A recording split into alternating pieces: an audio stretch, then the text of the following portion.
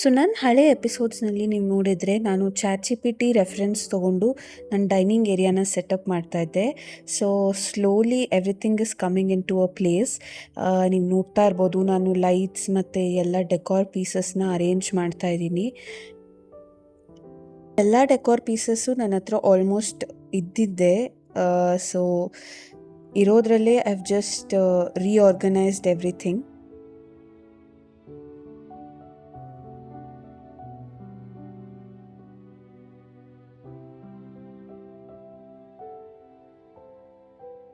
This is how the final outcome has turned out. So ಹೇಗಿದೆ ಅಂತ comment ಮಾಡಿ ತಿಳಿಸಿ. If there are any feedbacks, I am open for it.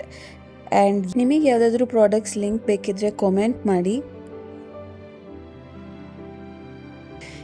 ಈ ನನ್ನ series ನಿಮ್ಗೆ ಇಷ್ಟ ಆಗಿದ್ರೆ ನನ್ನ ಫಾಲೋ ಮಾಡಿ, and I will be back with more such videos. Thank you.